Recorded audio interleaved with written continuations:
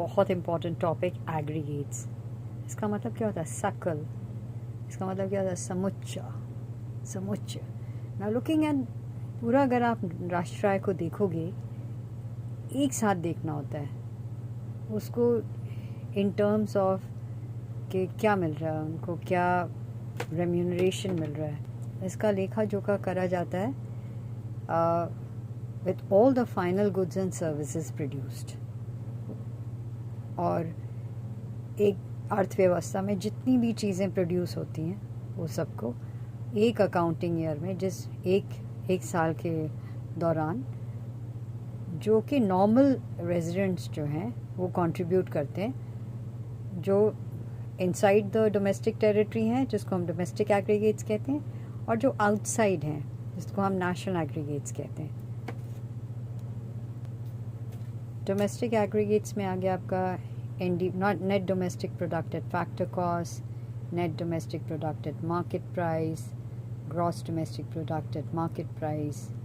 ये domestic aggregates हैं। इसका मतलब क्या होता है?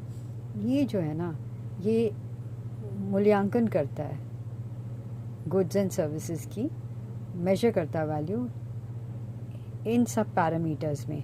जैसे कि net domestic product at factor cost में डेप्रीसिएशन जो है उसकी वैल्यू इसमें नहीं होती है, और ये सिर्फ कैलकुलेट होता है जो कि आपने फैक्टर्स ऑफ प्रोडक्शन को जो दिया है, जो उन पे कॉस्ट लगी है, जैसे wages, rent, interest and profit, है ना। लैंड, लेबर, कैपिटल, एंटरप्राइज से कोई चारों चीज़ से मिलके एक प्रोडक्ट बनता है, तो उसकी जो रेम्यूनरेशन है, जैसे कि वेजेस, रेंट, इंटरेस्ट, प्रॉफिट, उसको हम लेते हैं, उसको फैक्टर कॉस्ट कहते हैं। फैक्टर्स ऑफ प्रोडक्शन की कॉस्ट।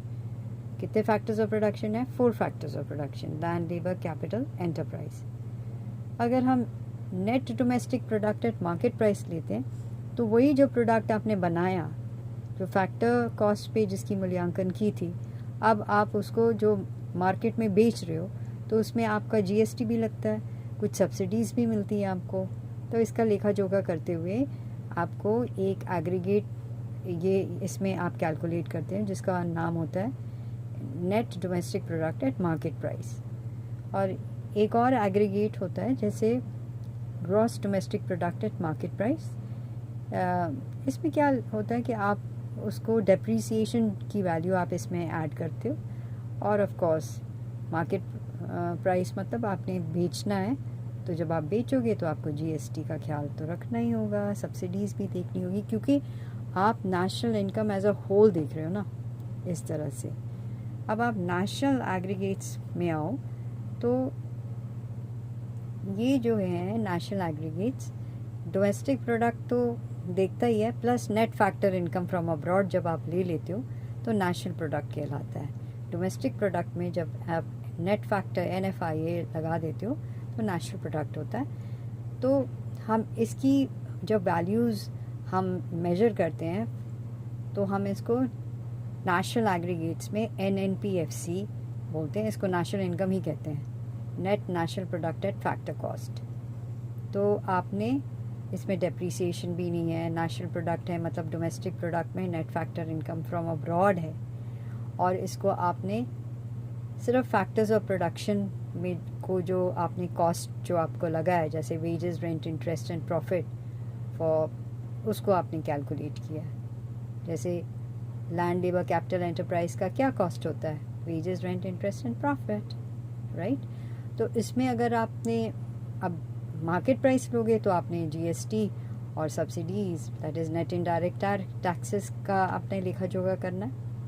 तो आपका market price, net national product at market price, ये national income at market price आ जाएगा।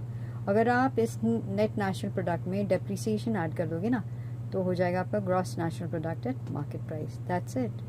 तो ये है जिसको एग्रीगेट्स कहते हैं हम, एग्रीगेट्स। और ये मैं अच्छे से डिटेल में मैंने पहले भी समझाया हुआ, फिर से समझा दूंगी एक बार और। See my earlier videos for all of this.